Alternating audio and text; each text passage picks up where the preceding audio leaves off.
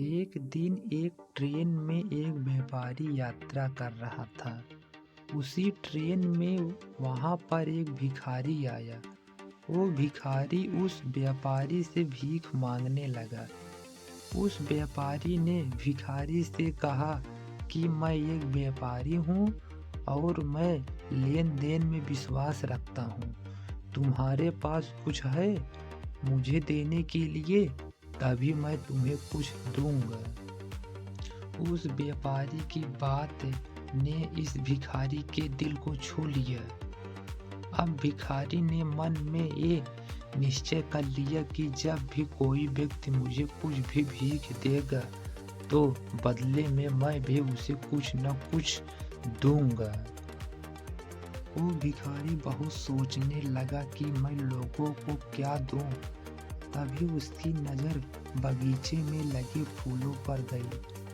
वो वहाँ से कुछ फूल तोड़कर लाया और जो भी इंसान उसे भीख देता बदले में ये भिखारी उसे फूल देने लगा।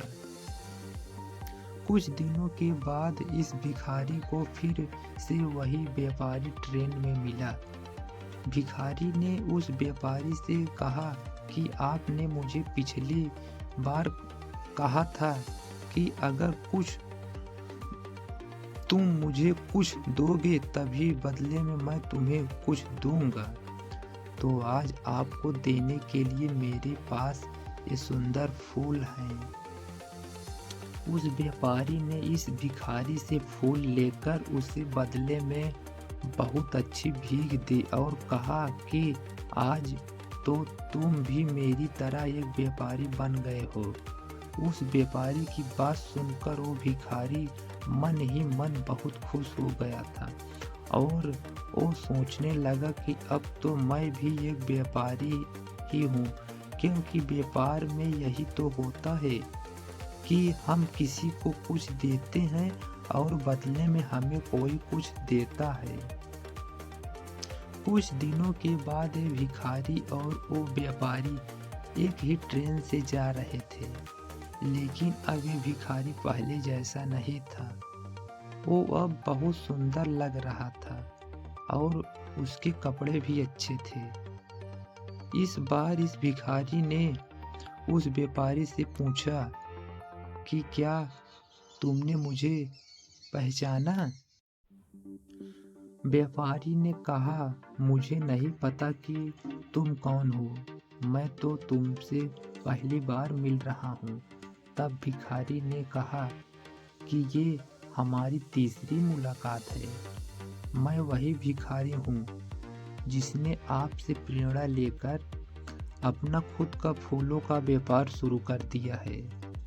आज मैं आपकी प्रेरणा की वजह से एक बहुत बड़ा व्यापारी बन गया हूँ और अपने फूलों के व्यापार के काम से ही दूसरे शहरों में जा रहा हूँ। इस कहानी से हमें ये शिक्षा मिलती है कि जो हम अपने आप को मानते हैं वही हम बन जाते हैं। अगर हम अपनी सारी जिंदगी अपने आप को दुखी मानते हैं तो दुख कभी भी हमारा पीछा नहीं छोड़ता। अगर हम अपने आप को भिखारी मानेंगे तो हमारा स्वभाव भी वैसा ही हो जाएगा। हमें विश्वास है कि आप लोगों को यह कहानी ज़रूर पसंद आई होगी।